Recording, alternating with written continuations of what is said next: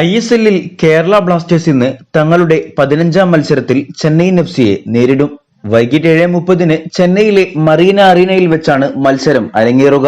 നിലവിൽ അടുപ്പിച്ച് 4 മത്സരങ്ങൾ തോൽവിയോടെ മോശം സമയത്തിലൂടെ കടന്നുപോകുന്ന ബ്ലാസ്റ്റേഴ്സിന് ഇന്ന് ജയിച്ച് തിരിച്ചുവരവ് നടത്തിയാലേ മതിയാകൂ. സൂപ്പർ കപ്പിലെ തോൽവിയിൽ മെന്റാലിറ്റി നഷ്ടപ്പെട്ട ബ്ലാസ്റ്റേഴ്സ് താരങ്ങൾക്ക് എത്രയും പെട്ടെന്ന് തന്നെ മുമ്പത്തെ മികച്ച ഫോമിലേക്ക് തിരിച്ചെത്തണം.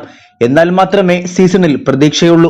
ഇനി ടീം വാർത്തകളിലേക്ക് പോകുമ്പോൾ റൂൾഡ് ഔട്ടായ താരങ്ങളൊഴികെ ഇരു ടീമുകൾക്കും പരിക്ക് പ്രശ്നങ്ങളൊന്നും ഇല്ല. വിപിൻ മോഹനൻ ബ്ലാസ്റ്റേഴ്സിനൊപ്പം ചെന്നൈയിൽ എത്തിയിട്ടുണ്ട്. പക്ഷേ പനി കാരണം പ്രബീർ ദാസ് ഇന്ന് കളിക്കില്ല എന്നാണ് റിപ്പോർട്ടുകൾ.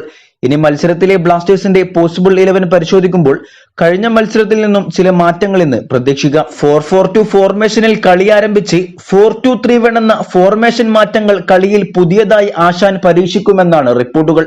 ഗോൾ കീപ്പറായി സച്ചിനും ഡിഫൻസിൽ ലെഫ്റ്റ് ബാക്കായി നവോച്ച സിംഗും റൈറ്റ് ബാക്കായി സന്ദീപ് സിംഗും 2 സെന്റർ ബാക്കുകളായി മിലോസ് ലെസ്കോവിച്ചും മിഡ്ഫീൽഡിൽ ജീക്സൺ അസ്ഹറും 2 വിങ്ങുകളിലുമായി ഐമൻ സക്കായും മുന്നിൽ 2 സ്ട്രൈക്കേഴ്സായി ദിമി ഫെഡോർ കോംബോയും പ്രതീക്ഷിക്കാം.